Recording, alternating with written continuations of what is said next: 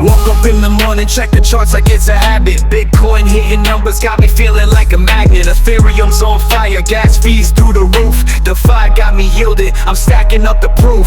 Crypto bulls, we rising up, never gonna fall. Crypto bulls, stacking up, answering the call. Hello everyone, welcome to Crypto Bulls. मैं हूं ऋषि श्रीवास्तव और हम बात करते हैं आज कुछ लेटेस्ट जो क्रिप्टो एंड ब्लॉकचेन से रिलेटेड कुछ से उनके बारे में।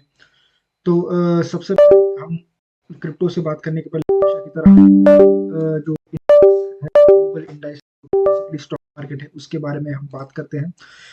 तो अगर यूएस के इंडाइसेस के बारे में बात करें तो हम सारे के सारे जो कि तीन मेजर इंडाइसेस जो है यूएस के, डाउ जोन्स, एस&पी 500 एंड नैस्डैक, वो तीनों के तीनों इन ग्रीन है एंड काफ़ी अच्छा परफॉर्म भी कर रहे हैं। नैस्डैक जो है वो ऑलमोस्ट 2.3% ऊपर है, एस&पी 500 1.5% ऊपर है, वहीं पे जो डाउ जोन्स है वो भी ऑलमोस्ट 0.8% ऊपर ही है। तो मार्केट जो है वो मेजरली इन ग्रीन है। ईयू मार्केट की बात करते हैं तो हम या डैक्स की बात करें या कैक की बात करें, वो सारे भी इन ग्रीन ही जो है क्लोज हुए हैं। बात करते हैं एशियन मार्केट्स की। अगर मैं स्पेसिफिकली चाइना मार्केट की बात करूं तो वो 0.5% से 1% के बीच में क्लोज हुए हैं, जो कि अगर मैं इंडियन मार्केट की बात करता हूं तो वो चाहे निफ्टी हो या सेंसेक्स हो, दोनों इन ग्रीन ही क्लोज हुए हैं, लेकिन 0.25 या क्वार्टर% ऊपर इन ग्रीन क्लोज हुए हैं। अब आ जाते हैं हम जो क्रिप्टो मार्केट पे। तो क्रिप्टो मार्केट पे पहला नजर डालने वाली चीज है फियर एंड ग्रीड इंडेक्स। जो फियर एंड ग्रीड इंडेक्स है वो अभी फियर शो कर रही है एंड उसका वो जस्टिफाइड भी है, क्योंकि जिस तरह से मार्केट में सेलिंग आया था, जिस तरह से मार्केट ने पिछले 2 हफ्तों में परफॉर्म किया है, लोगों को लगेगा नहीं, लोगों को तो क्रिप्टो मार्केट पे से अभी भरोसा भी उठ गया होगा। लोगों को लगने लगा है कि जो बुल रन आने वाला था वो खत्म हो चुका है। जो रैली का हम इंतजार कर रहे थे वो सब अभी खत्म हो चुका है। तो अभी जो है मार्केट अब वापस से जो क्रैश होना शुरू हो चुका है, डाउन ट्रेंड जो मार्केट का है वो शुरू हो चुका है। अब वापस से मार्केट ऊपर उठ के नहीं आएगा, ऐसा लोगों को लगने लगा है। एंड ये एक हद तक हमको मतलब मार्केट को देख के तो यही लगेगा, लेकिन अभी कुछ भी प्रिडिक्ट करना काफ़ी मुश्किल है, क्योंकि उन सब के बारे में बात करेंगे। लेकिन तो आप देख सकते हैं जो आल्ट कॉइन इंडेक्स है वो क्लियरली शो कर रहा है कि आल्ट कॉइन इंडेक्स जो आल्ट कॉइन सीजन है वो अभी नहीं आएगा शायद। अगर बिटकॉइन की प्राइस की बात करते हैं तो बिटकॉइन का आज मार्केट ने अच्छा परफॉर्म करा। उसके क्या रीजन है उसके बारे में भी हम देखेंगे। आज मार्केट ने अच्छा परफॉर्म करा। बिटकॉइन ऑलमोस्ट $106,000 के मार्क को टच किया था। इथीरियम ने 3600 के लेवल को वापस से रीगेन किया था, लेकिन वहां से अभी थोड़ा नीचे 3550 पे अभी जो है इथीरियम ट्रेड कर रहा है। XRP आज का one of the top performers था। XRP काफ़ी अच्छा परफॉर्म किया था इन 24 आवर्स, वो भी इन वन डे जो है वो ऑलमोस्ट 10% ऊपर भी था XRP। उसके भी न्यूज़ है, उसके बारे में भी हम बात करेंगे। बिटकॉइन का डोमिनेंस देखते हैं तो बिटकॉइन, एक मिनट, तो बिटकॉइन का डोमिनेंस अभी भी 59 के लेवल्स पे ही है। तो पहले से कुछ ज़्यादा है। जब हम बात करते हैं आर्ट सीजन की तो जो बीटीसी का डोमिनेंस का लेवल होना चाहिए वो जनरली 56 55 उस रेंज में होना चाहिए, जो कि ऑलमोस्ट 57 तक गया था अभी। जब इथीरियम ने अपना 5000 के मार्क के आसपास इथीरियम टच किया था, वो टाइम पे बीटीसी का जो डोमिनेंस था वो काफ़ी कम हुआ था। लेकिन अभी जो है बीटीसी का जो डोमिनेंस है वो वापस से बढ़ चुका है। तो न्यूज़ पे आ जाते हैं। तो आज कुछ कुछ इम्पोर्टेंट न्यूज़ है जिनके जो हमारे लिए इम्पोर्टेंट हो सकते हैं। तो पहला न्यूज़ आर्टिकल है XRP के लिए। क्यों XRP आज जो है वो 10% भागा, उसके वो देख लेते हैं। तो बेसिकली एक XRP के ETF के जो लॉन्च होने के चांसेस है, जो अप्रूवल होने के चांसेस है, वो काफ़ी ज़्यादा है। तो जनरली जो जो भी ETFs होते हैं, जब भी वो अप्रूवल स्टेज में रहते हैं, वो DTCC वेबसाइट एक होता है, उस वेबसाइट पे दिखाए जाते हैं। अगर जब ETFs जो है वो आने वाले होते हैं तो प्रिपरेशंस मतलब ईटीएफ को लेके जितने भी प्रिपरेशंस हो ले रहे थे, जब फाइनल वो जो अप्रूवल आ जाता है, जब पब्लिक अनाउंसमेंट हो जाता है कि ईटीएफ लॉन्च हो चुके हैं, उससे पहले जो भी प्रिपरेशंस होते हैं वो टाइम पे वो डीटीसीसी वेबसाइट के ऊपर अगर आपको आ जाते हैं, आपको अगर उस ईटीएफ को दिखाया जाता है तो उसके अप्रूवल होने के चांसेस काफ़ी बढ़ जाते हैं। एंड ऐसा ही हुआ है एक्सआरपी के ईटीएफ के साथ, क्योंकि जो 5 एक्सआरपी के ईटीएफ्स थे वो डीटीसीसी वेबसाइट पे जो है उसको लिस्ट किए गए थे। उनमें काफ़ी सारे थे, फ्रैंकलिन टेम्पल्टन का था, बिटवाइज का था, Canary Capital, 21 Shares, CoinShares, इन सब के जो 5 जो एक्सआरपी ईटीएफ्स है, इनके लिस्टिंग्स जो है डीटीसीसी वेबसाइट पे देखे गए थे। एंड उसके वजह से लोगों को लगने लगा है कि जो एक्सआरपी का ईटीएफ है वो जल्द ही अप्रूव हो सकता है, ऐसा लोगों का कहना है।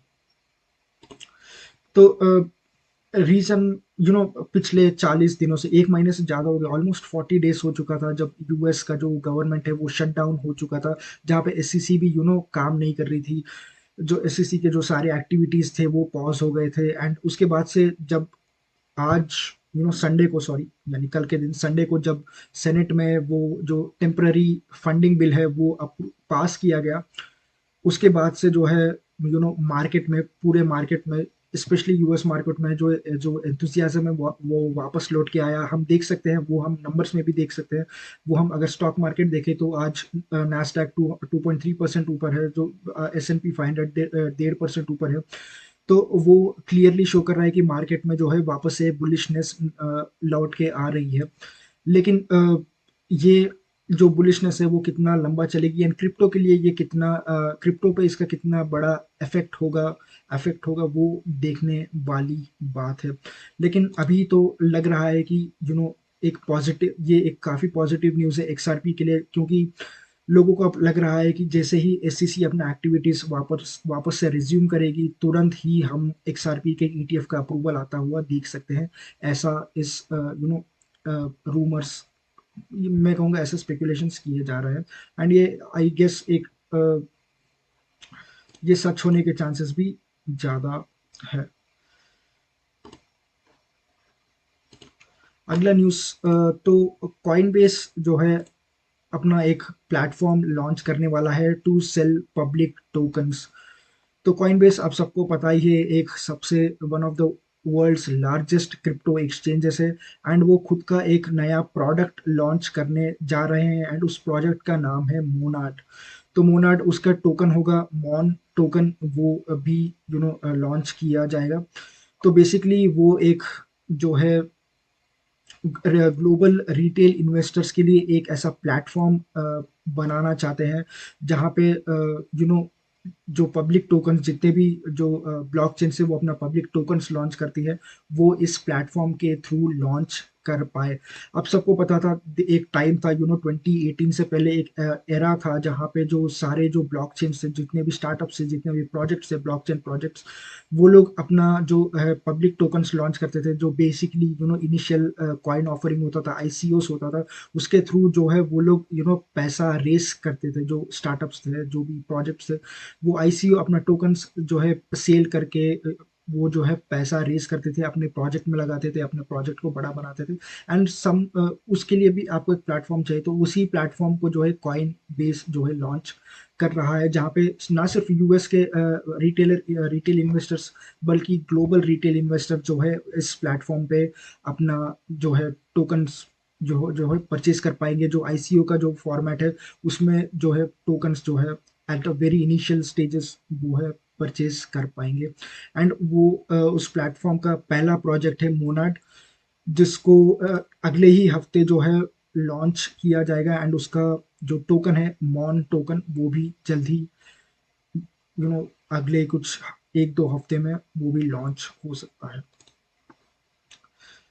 So Bitcoin Ethereum search as US Senate advances bill to end government shutdown. तो इसके बारे में मैं बात कर रहा था।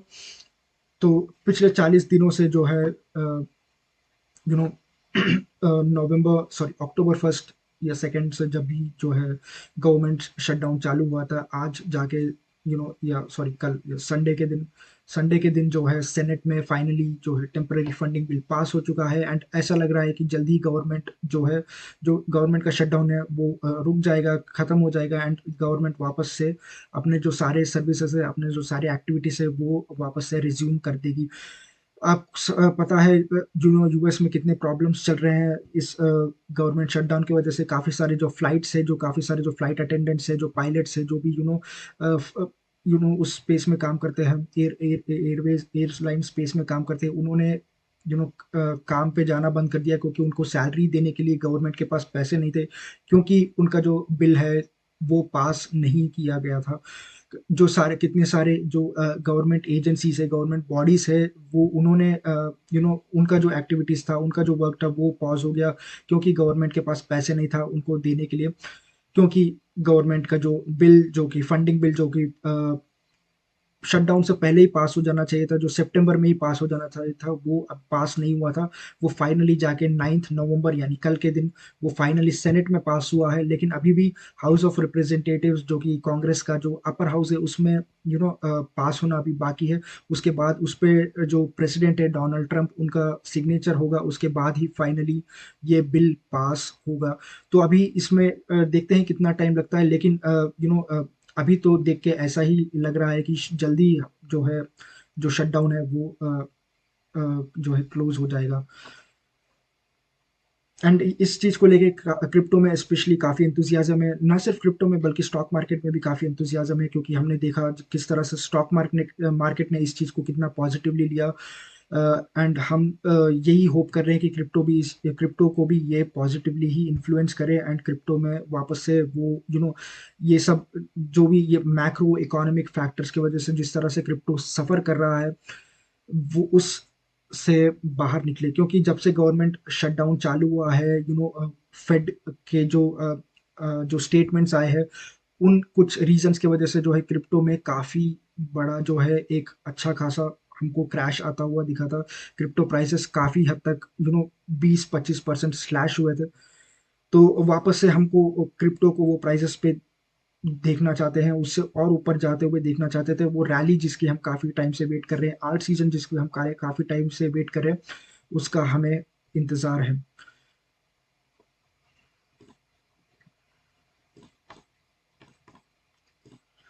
अ, ये एक काफ़ी कंट्रोवर्शियल, मैं कहूँगा, न्यूज़ आर्टिकल है, या फिर कंट्रोवर्शियल कंपैरिजन है।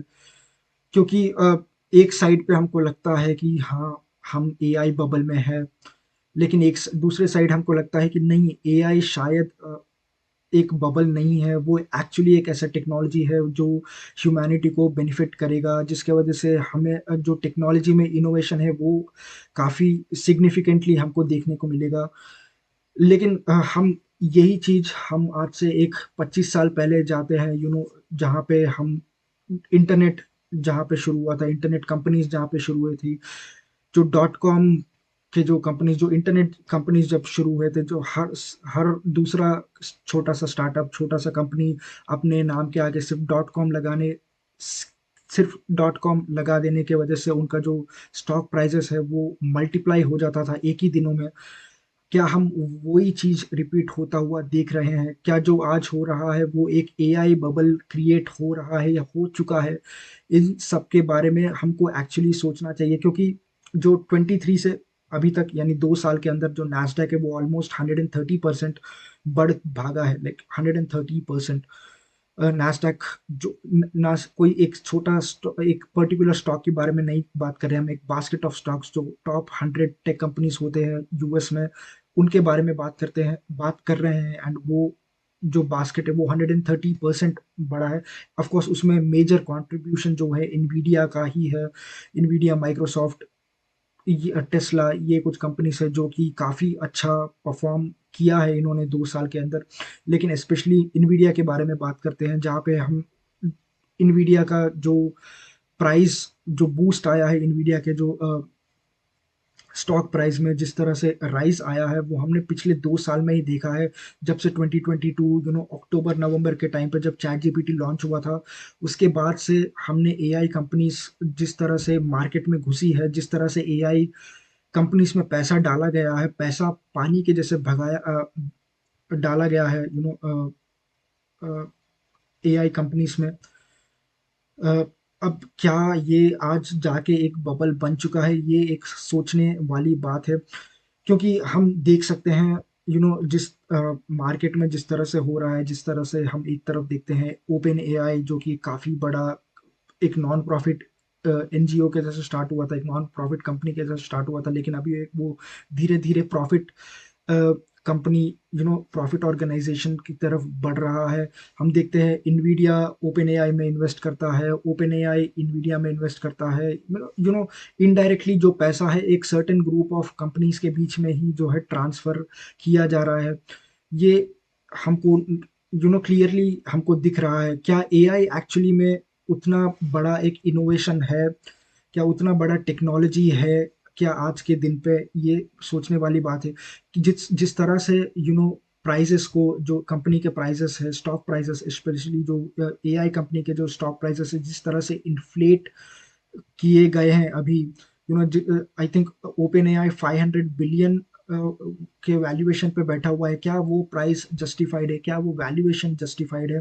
क्या इन्वीडिया, ठीक है इन्वीडिया का हम सोच सकते हैं क्योंकि जितने भी कंपनीज है, ना सिर्फ कंपनीज, ना सिर्फ एआई कंपनीज में बात करता हूँ, किसी भी कंपनी में आप जाओ, आपको पीसी चाहिए, आपको कोई भी जहाँ पे भी आपको प्रोसेसिंग चाहिए, जहाँ जहाँ पे भी आपको ग्राफिक प्रोसेसिंग चाहिए, वहाँ पे आपको इन्वीडिया का चिप ज़रूरत पड़ेगा। तो इन्वीडिया एक हद तक इन्वीडिया का प्राइस मैं कहूँगा एक हद तक जस्टिफाइड भी है, क्योंकि उसका पोटेंशियल है, इन्वीडिया का हमको पोटेंशियल पता है। जिस तरह से उनके जीपीयूज है, जिस जिस एडवांस टेक्नोलॉजी से उनके जीपीयूज बनाए गए हैं, इवन चाइना के पास भी वो टेक्नोलॉजी अभी तक अवेलेबल नहीं है जो कि इन्वीडिया के पास है। एंड ये इन्वीडिया जो है ग्लोबली सप्लाई करता है। इवन चाइना भी तरसता है इन्वीडिया के उस जीपीयू के लिए, उस सेमीकंडक्टर्स के लिए। तो ये बात है। तो जिस तरह से जो एआई कंपनीज के प्राइसेस बढ़े हैं, जिस तरह से उनको इन्फ्लेट करके अभी दिखाया जा रहा है, क्या वो प्राइसेस जस्टिफाइड है? क्या वो वैल्यूएशंस जस्टिफाइड है? ये सारे सोचने वाली बात है, क्योंकि आज से 25 साल पहले भी जिस तरह से जो प्राइसेस बढ़े थे, जिस तरह से वो बबल फॉर्म हुआ था, किसी को नहीं लग रहा था कि ऐसा एक दिन आएगा कि पूरा जो है मार्केट क्रैश कर जाएगा, वो बबल बर्स्ट हो जाएगा। एंड एक सारे के मतलब कितने सारे कंपनीज जो थे उस दिन वो टाइम पे जो है एकदम ही वैनिश हो गए। आजकल कंपनियों का कुछ नामो निशान नहीं है। लेकिन आई होप ऐसा ना हो इस बार। हम मतलब मेरा तो यही उम्मीद है। तो यही था दोस्तों, कुछ इंपॉर्टेंट न्यूज़ एंड अपडेट्स जो मैं आपके साथ शेयर करना चाहता था। अगर आपको अच्छा लगे तो वीडियो लाइक कीजिए, सब्सक्राइब कीजिए। अगर आपको कोई भी क्वेश्चन है, कोई भी डाउट है, तो आप नीचे कमेंट कर सकते हैं, मैं उस पर आपको वहीं पे रिप्लाई कर दूंगा। या अगर अगर मेरे को क्वेश्चन अच्छा लगा, टॉपिक अच्छा लगा, तो मैं उस पर एक वीडियो बना दूंगा, ताकि आपके साथ साथ जो बाकी लोग हैं उनको भी नॉलेज मिलता रहे। तो वीडियो को लाइक कीजिए, शेयर कीजिए, चैनल को सब्सक्राइब कीजिए। And thank you for watching, thanks for your time, until next time, bye.